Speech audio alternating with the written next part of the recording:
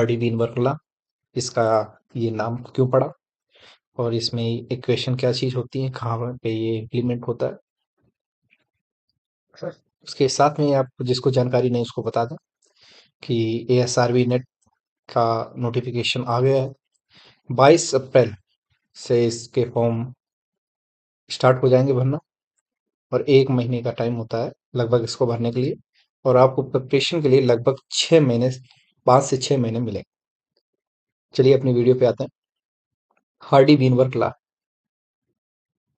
यहाँ पे दो साइंटिस्ट हैं, उनके नाम को लेकर हार्डी और वीनबर्ग को लेकर ये लॉ बनाया गया है। ये हैं हार्डी और ये हैं Weinberg. Hardy-Weinberg law was discovered in 1908 by Godfrey Harold Hardy, an English mathematician।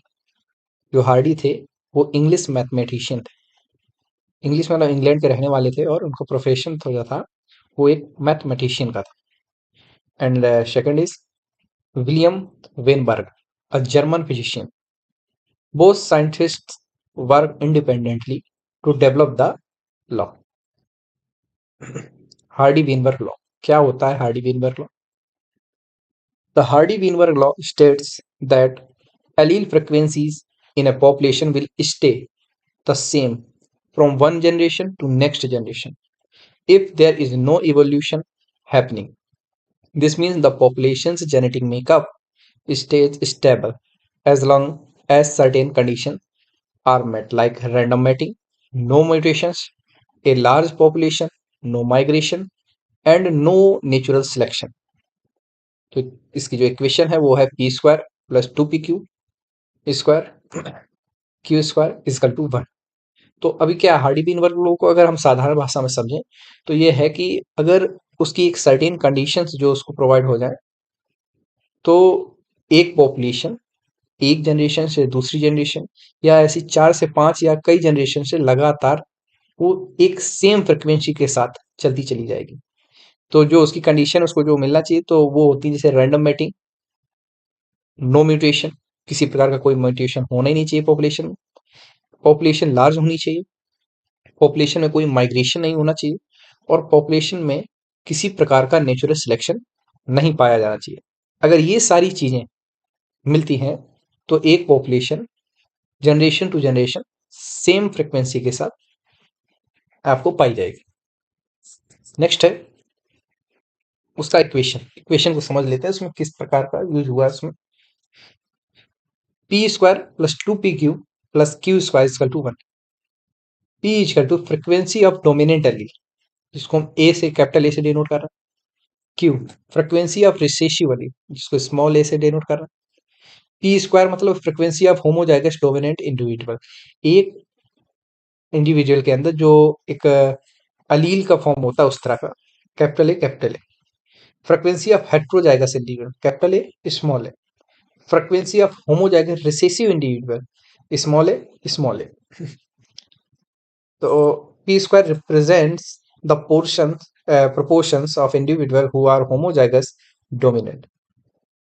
2pq represent the proportions of individuals who are heterozygous, capital A small a। q² represents proportions of individuals who are homozygous recessive। ये इसका explanation है, आप इसको देख सकते हैं। Next है Hardy-Weinberg equilibrium, जैसे जो अभी हमने डेफिनेशन में देखा था वही सारी चीजें यहाँ पे भी हैं पर थोड़ा सा ब्रॉड। पहला है लार्ज पॉपुलेशन साइज, जो कंडीशन से मिलनी चाहिए एक हार्डी-वीनबर्ग लॉ में, जो कंडीशन से होनी ही चाहिए उन पे हम बात करने वाले हैं इस बार। No genetic drift which can cause random change in allele frequency in small population. Next है random mating, individuals must mate randomly without any preference for certain genotypes. No mutation, there should be no new mutation introducing new allele. तो mutation क्या करता है, एक नई allele को introduce करता है, तो वो यहाँ नहीं होना चाहिए। No migration, no movement of individual in और आउट ऑफ द पॉपुलेशन, उसको जीन फ्लो भी कहते हैं। नेक्स्ट है no natural selection, all individuals have an equal chance of surviving and reproducing regardless of their genotypes. तो Hardy Weinberg law कहाँ पे application हो सकता है इसका? तो applications of Hardy Weinberg law, पहला डिटेक्टिंग इवोल्यूशनरी फोर्सेस। तो इवोल्यूशनरी फोर्सेस में जैसे आ गया कि कहाँ पे रैंडम मेटिंग हो रही है कहाँ पे म्यूटेशन हो रहा है, इन सारी चीजों को डिटेक्शन के लिए हार्डी वीनवर लॉ का यूज किया जाता है। एस्टिमेटिंग अलील फ्रिक्वेंसी, फ्रिक्वेंसी जानने के लिए हार्डी वीनवर लॉ का उपयोग किया जाता है। जेनेटिक डाइवर्सिटी फोरेंसिक जेनेटिक्स में किया जाता है। Studying genetic disorder, genetic disorder को पहचानने के लिए हार्डी वीनबर लॉ का यूज किया जाता है। Tracking population change over a time, understanding and predicting patterns of inheritance. Next है सिंडर्स रेशियो। क्या होता है Sinder ratio? This ratio is typically associated with the heterozygosity. तो ये क्या दिखा रहा है इसमें कि ये एसोसिएट होता है हेट्रोजाइगोसिटी से in a population and help to describe the distribution of genetic diversity within and between population। तो किस प्रकार हेट्रोजाइगोसिटी को पॉपुलेशन के अंदर डिस्ट्रीब्यूट किया जाता है जेनेटिक डाइवर्सिटी, और पॉपुलेशन के अंदर पॉपुलेशन के बीच में किस तरह हेट्रोजाइगोसिटी को डिस्ट्रीब्यूशन करना होता है, वो हमको सिंडर रेशियो बताता है। तो Sinder's ratio can refers to a measure of inbreeding or genetic relatedness among individuals in a population. It is often used in the context of examining genetic diversity and effective population size। तो main चीज मान लीजिए कि cinder ratio का होता है कि इसमें हेट्रोजाइगोसिटी को डिस्क्राइब किया जाता है पॉपुलेशन के अंदर भी और दो अलग अलग पॉपुलेशन के बीच में भी। तो ये जेनेटिक डाइवर्सिटी को एग्जामिन करने के लिए सिंडर रेशियो का प्रयोग किया जाता है। आप एक साधारण भाषा में समझ सकते हैं इसमें।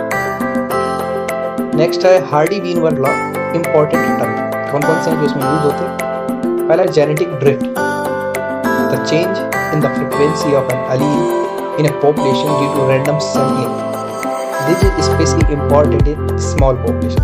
तो ज्यादातर जो जेनेटिक ड्रिफ्ट है आपको स्मॉल पॉपुलेशन में ही देखने को मिलती है। ट्रांसफर ये जीन फ्लो क्या चीज है? हमने पिछली बार जो छोटे से उसमें देखा था, इसको थोड़ा सा बड़े में समझ लेते हैं। जीन फ्लो क्या है? The transfer of genetic material between different populations which can alter genetic diversity. Next है natural selection, the process where certain trait become more common in a population due to them conferring an advantage in survival और reproduction. इसमें survival और reproduction. Next है migration. It refers to the movement of individual.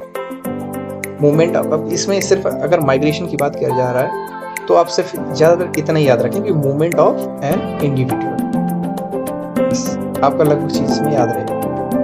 तो इसमें क्या है कि and their genetic material from one population to another often called gene flow. जहाँ पे जेनेटिक मटेरियल की बात कर रहे हो तो वहाँ पे जीन फ्लो है। जहाँ आप इंडिविजुअल की बात कर रहे हो वो इंडिविजुअल माइग्रेट होकर एक पॉपुलेशन से दूसरी पॉपुलेशन में पहुंच रहा है।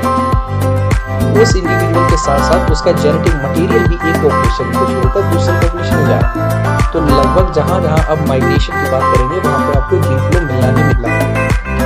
तो माइग्रेशन और जीन फ्लो एक दूसरे से रिलेटेड है। नेक्स्ट है the Hardy-Weinberg law explains how allele frequency remains constant in a population under ideal conditions. The equation t square plus 2pq plus q square equal to 1 represents genotype's frequency for a gene with two alleles. Next, a population must have a random mating, no mutation, no selection, no migration, and a large size to stay in equilibrium.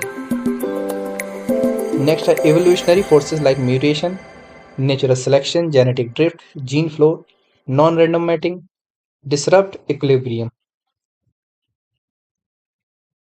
Fifth है कि it is useful in predicting genetic disorder, studying population genetics and detecting evolutionary changes. Evolutionary changes हम पीछे बात कर चुके हैं, जो mutation, genetic drift, gene flow, migration, ये वगैरह। नेक्स्ट है, if a population deviate from Hardy-Weinberg equilibrium it suggest evolution is occurs. अगर हार्डी-वीनबर्ग लॉ कहीं ना कहीं डेविएट हो रहा है तो ये बताता है कि कहीं ना कहीं एवोल्यूशन हो रहा है। और अगर हार्डी वीनवर्ड लगातार चल रहा है तो वहां पे इवोल्यूशन हो नहीं रहा, ये चीज दिखाई जाती है। लगभग हार्डी वीनवर्ग लॉ जो है वो उसका कोई खास अस्तित्व नहीं है, ये एक मेजरमेंट के तौर पे ही यूज किया जाता है। नेक्स्ट है, it provides a baseline to compare real population and identify factors affecting genetic variance. ये यही चीज है, यहाँ पे आप समझ सकेंगे तो आपको समझ में आएगा कि यहाँ पे एक मेजरमेंट की तरीके ही हार्डी वीनवर्ग लॉ को यूज किया जाता है, कंपैरिजन के लिए यूज किया जाता है। नेक्स्ट है,